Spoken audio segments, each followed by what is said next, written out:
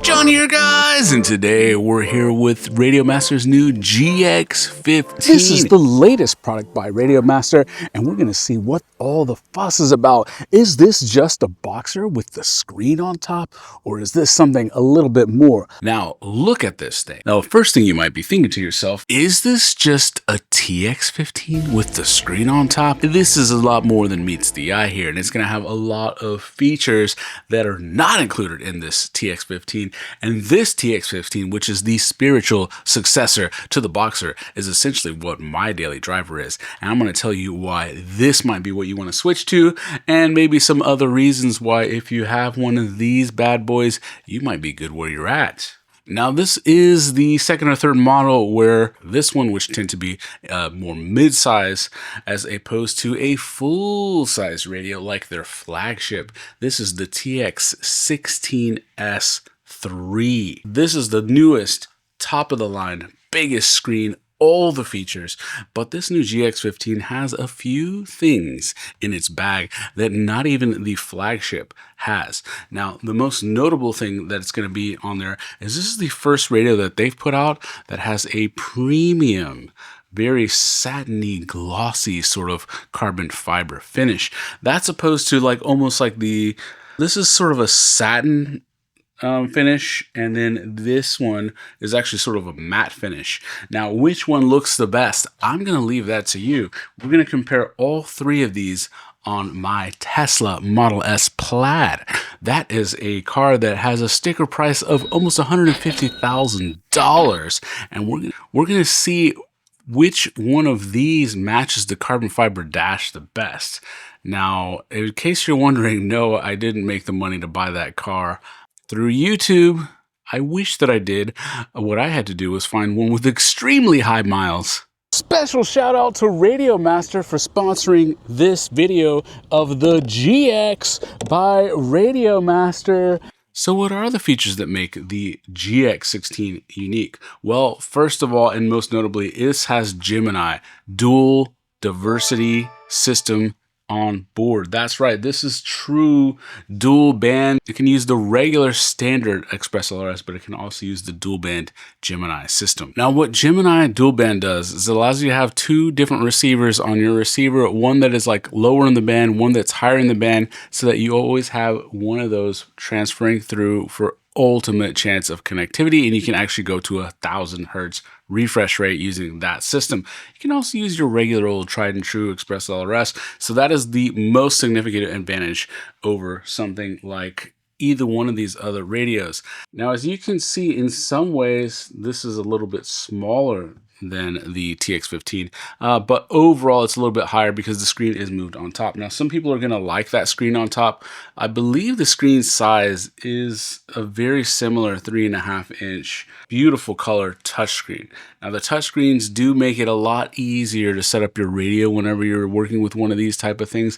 When you're putting in your new switches and everything like that, it's super easy. This uses the new full-size AGO2, the new CNC gimbal size, so you're going to have all the latest things.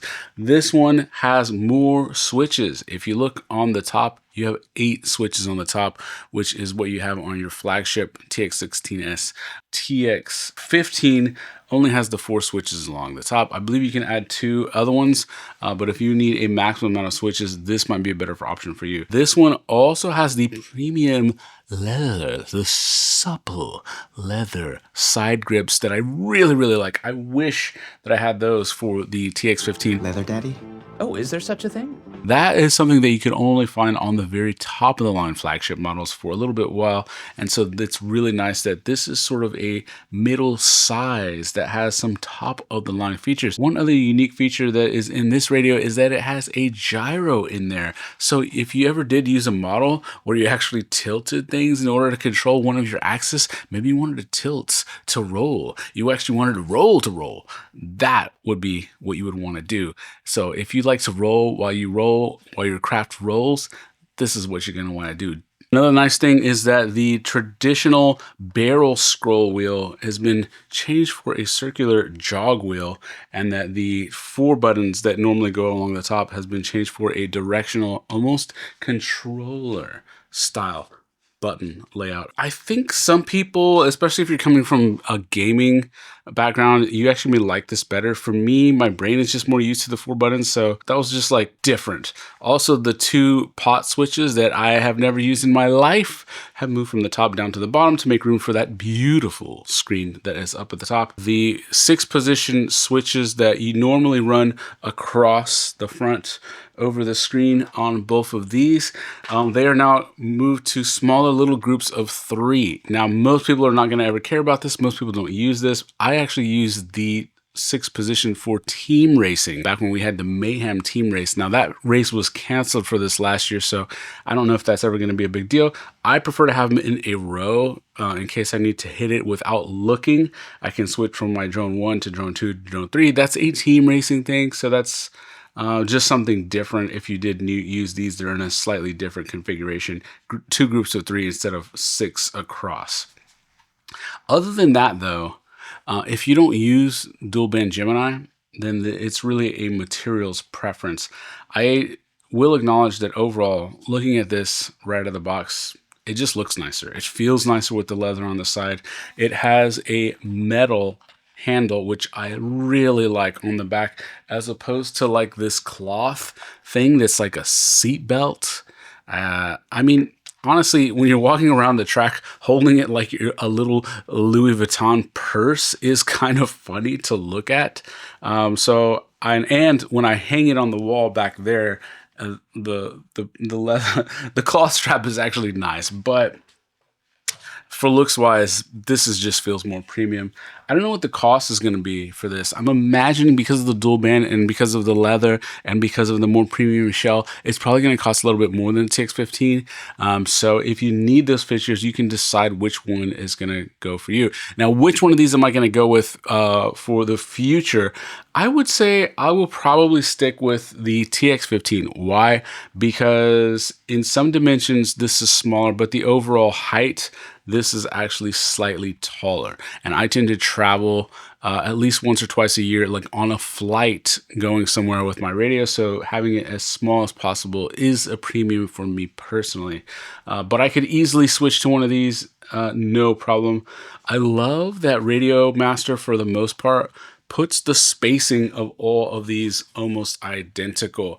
And one thing that I can tell about this is that the spacing is just a few millimeters on either side, closer to the palm of your hand.